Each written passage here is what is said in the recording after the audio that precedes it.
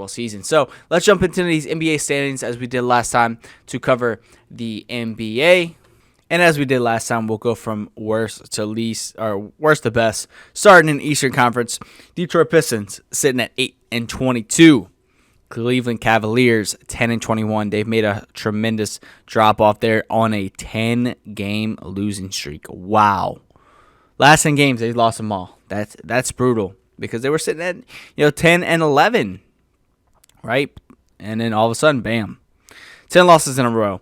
Washington Wizards are finally making a nice comeback. They've won their 4 past games. They're sitting at 10-17 on the year. Orlando Magic 13-18 with 3-game winning streak, 5-5 in their last 10 games.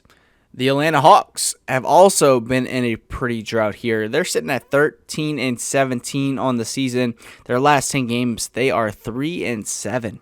That is pretty brutal for them because they were off to a very, very hot start. The Miami Heat are finally turning some around the corner. They're picking up 2 games in a row here. They're sitting at also 13-17, 6-4 in their last 10 games. The Chicago Bulls having a tremendous year, way more than I expected personally. 13-16, they're 9th in the East. With a 5-5 in their last 10, 7-7 on the road. Pretty good 500-wise. They won their last game. Charlotte Hornets sitting in the 8th seed. Once again, pretty unexpected for the Hornets. LaMelo Ball is doing phenomenal. I see him as my rookie of the year. They're sitting at 14-15 on the season, 6-4 in their last 10 games. The New York Knicks, pretty surprising here for this team. Julius Randle is making a very, very good, run and, a very close call. Maybe, most improved player of the year this season. We shall see. They're 6-4 in their last 10 games as well. Boston Celtics, they have been on a very, very drought. They're at 15-15, sitting at 500 of the year, 6th place in the Eastern Conference. They've lost 6 of their last 10 games, especially a tough loss last night against the New Orleans Pelicans. Those Toronto Raptors, after a very tough and terrible start towards the beginning of the year, they made a tremendous, all the way up the Eastern Conference. They're sitting at 16-15, 7 games won in their last 10, and they've won 4 games in a row. The Indiana Pacers, 15-14. They've lost 6 of their last 10 games. It's not good for them. It's not looking good. They're going to need some things to turn because this Eastern Conference from 4 to about, honestly, 4 to 12, it's a toss-up. I mean, it's 3 games separates the 12th and 4th seed. So things have to turn around. The Eastern Conference, you know how it always is over there. Yeah, you got to see some things turn around. Milwaukee Bucks, they've been without Drew Holiday for a couple of weeks due to the Coco word. But they're at 18-13. They've won 5 of their last 10 games, 2-game winning streak here. Their biggest problem is on the road. They're 7-9 on the road. Meanwhile, they're 11-4 at home. So once they get Drew Holiday back from his illness, things should start and turn the corner. But they're in a tough spot right here. These 3 top teams in the East, they're pretty good, like really, really good. The Brooklyn Nets, they acquired James Harden there. They're sitting at 20-12. They won their last 6 games. They're 7 of 10, right? They've won 7 of the last 10 games. Pretty good. They're a half game out of first place behind the Philadelphia 76ers, who've also been on a terrible last 10 games for them, right? They've lost 5 of their last 10.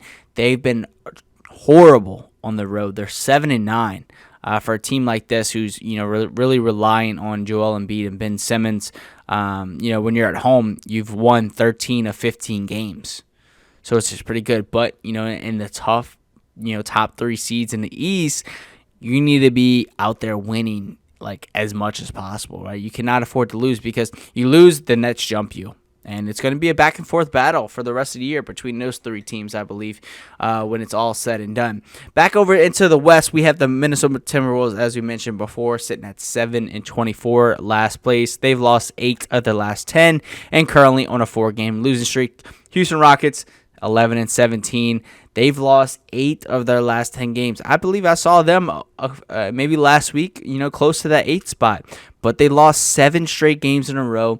Things are turning to the worst. They're without Christian Wood. DeMarcus Cousins is about to be gone from the team. They're about to mutually part ways. And, it's not looking good for first-year head coach Steven Silas of the Houston Rockets. The Oklahoma City Thunder sitting at 12-18. They've also lost 7 of their past 10 games. Sacramento Kings 12-18 as well. They've also lost 7 of their past 10 games, but they're on a 7-game losing streak. Not great past 7 games for Luke Walton and the Sacramento Kings, led by De'Aaron Fox. You got Buddy Hield, Rashawn Holmes, all over there for the Kings. They've had a very, very tough past 10 games here. Pelicans 13-17 record. They've won 5 of their past 10 games, 8-7 at home, but 5-10 on the road. That we mentioned before, they had their very, nice, greatest comeback in franchise history after being down by 24 points. They end up defeating the Boston Celtics yesterday in overtime by 5 points.